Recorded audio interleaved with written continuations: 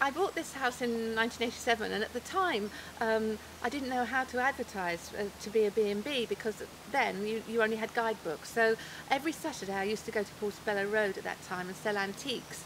And when I opened the B&B, I took lots of photographs and I put them on the wall behind the stall in the market, and just hoped that people would see it and notice and maybe be interested and want a book.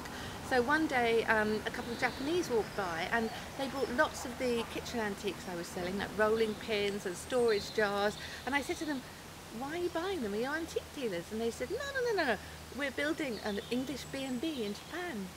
I thought, well, that's bizarre. Why don't you come and visit my B&B? It's in England. And they said, "Really?" I said, yes, Foss Farmhouse, please come tomorrow and let's have afternoon tea. And so they did.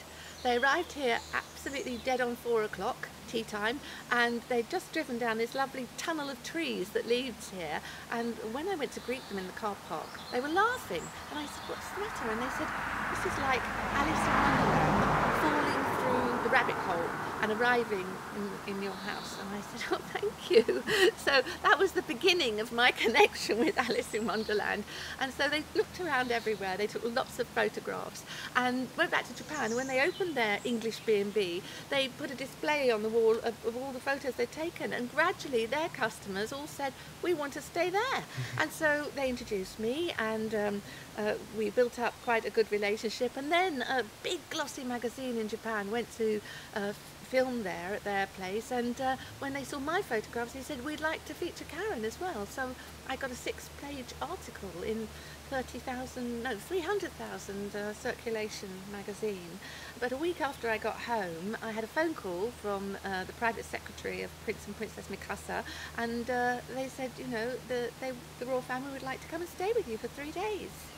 I was rather surprised. I've only got 2 bedrooms. About 5 years ago, a manga author in Japan contacted me and asked if she could base her story on Foss Farmhouse. It was about a little girl called Alice who lived here, and her best friend Shinobu, who comes to visit.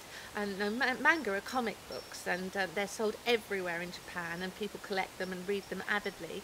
Well, it became very popular. It was called Kiniro Mosaic, and then after it became popular, one anime company decided to make it into a TV series, and so they contacted me, Genko, and that was 4 years ago, and they asked if they could film here. And I didn't know why they wanted to film, because anime is cartoon, and I said, "Well, you don't really need to film." And they said, no, we film because it's a real place and we want fans to believe it's real, and therefore every detail of the house is copied, and each frame is drawn in Japan by an artist, and takes many hours to do, and they then put it all together and make the TV series. So we're on the 2nd series now, and there's been a feature film as well, which is called Pretty Days, and I was invited to the premiere of that in Tokyo and flown out there, and was on the red carpet with all the voice actresses, which was really exciting.